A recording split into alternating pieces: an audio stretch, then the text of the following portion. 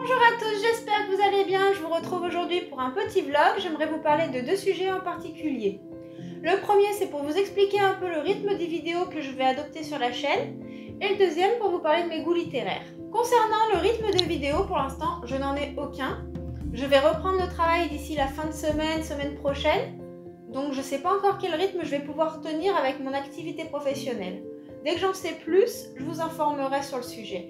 Pour l'instant, j'essaie d'en faire le plus possible pour m'entraîner, que ce soit sur la prise de vidéo, puisque se filmer, c'est pas forcément facile quand on n'a pas l'habitude, et aussi pour m'entraîner à faire le montage vidéo. J'apprends à connaître mon logiciel petit à petit. Concernant mes goûts littéraires, je vais vous parler un petit peu des livres qui m'ont influencé tout au long de mon évolution en tant que personne. Tout d'abord, il y a Harry Potter. Si je vous montre d'abord Harry Potter et le prisonnier d'Azkaban, c'est pas pour rien. Il y a une petite anecdote le concernant. À l'époque, j'allais beaucoup à la bibliothèque et j'empruntais énormément de livres. Et puis le premier et le deuxième tome d'Harry Potter n'étaient pas disponibles. Moi, ayant vraiment très envie de découvrir cette saga, j'ai emprunté le tome 3 et j'ai lu le tome 3 avant de lire le 1 et le 2. Oui, je me suis spoilé l'histoire toute seule. Mais j'ai adoré cet univers qui m'a plongé dans la magie, qui m'a fait rêver, qui m'a permis de m'évader. Par la suite, bien entendu, j'ai emprunté le 1 et le 2 et puis j'ai acheté tous les tomes au fur et à mesure des sorties. Enfin, mes parents me les ont achetés à l'époque. Donc Harry Potter m'a beaucoup influencé pendant ma jeunesse et m'influence encore puisque c'est un univers dont je ne peux pas me passer. Donc comme vous pouvez le constater, mon livre est très abîmé. Puisqu'en fait, il faut savoir qu'au collège, je ne lisais que ça. Voilà pour la petite anecdote. Ensuite, au lycée, j'ai eu une grosse période vampire. Vous savez qu'à l'époque, il y avait la saga Twilight qui venait de sortir au cinéma. Puis j'avais adoré le film et forcément, par la suite, j'ai acheté les livres. Bien entendu, comme d'habitude, une fois qu'on lit le livre, le film nous plaît un petit peu moins. Donc c'est là que Fascination de Stephanie Meyer est apparue dans ma bibliothèque, avec les autres tomes qui vont avec. Grosse période toilette, grosse passion pour les vampires, romance et fantastique. C'était un combo qui marchait à l'époque et qui marche encore aujourd'hui pour moi. Puis, ma cousine m'a dit, il faut que tu découvres un peu d'autres genres de livres sur les vampires. Et elle m'a parlé du Journal d'un vampire, de L.J. Smith, que voici. Le Journal d'un vampire, beaucoup doivent le connaître, cette saga, sous la série Vampire Diaries. La série s'est inspirée de ce premier tome, mais en réalité, il faut savoir que l'histoire diffère complètement. Pour ceux qui n'ont pas aimé la série, il se peut que vous puissiez aimer les livres. Donc par exemple, Elena n'a pas un frère comme dans la série, mais une petite sœur. Et l'univers est beaucoup plus fantastique dans les livres que dans la série. Puis j'ai eu ma période aussi, toujours dans les vampires, La Communauté du Sud. J'ai pas le livre à vous montrer, puisque malheureusement, c'était une copine qui me l'avait prêté à l'époque pour que je découvre la saga. Beaucoup d'entre vous doivent connaître cette saga sous le nom de la série True Blood, qu'on peut visionner actuellement sur OCS, il me semble, où c'est une série beaucoup plus noire, plus adulte, mais toujours avec des vampires. Puis, j'ai toujours aussi beaucoup apprécié les livres historiques. Alors, je vais vous en montrer un, il est sorti il y a pas très longtemps, même si ça fait déjà plusieurs années, mais disons qu'à l'époque, je ne l'avais pas dans ma bibliothèque, et je ne connaissais pas cette saga, mais c'est un livre historique que voici. Outlander. Beaucoup doivent connaître ce livre de par la série Netflix qui est juste géniale, d'ailleurs c'est elle qui m'a donné envie de les lire. J'aime beaucoup les livres historiques, de plus celui-ci la lie historique, fantastique et romance. Pour ceux qui ne connaissent pas, je vous en dis deux mots en bref. En gros c'est une jeune femme, jeune femme, elle a un peu plus de la trentaine déjà quand même. En 1945 elle était infirmière de guerre et puis après la guerre elle part en vacances avec son mari en Écosse.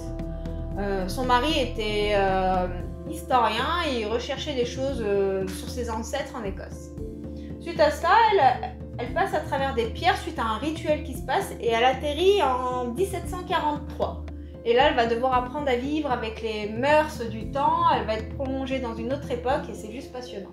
J'aime beaucoup l'historique parce que j'aime bien en apprendre sur notre histoire et il y a beaucoup de choses que je ne sais pas et qui me donnent envie de me renseigner sur le sujet.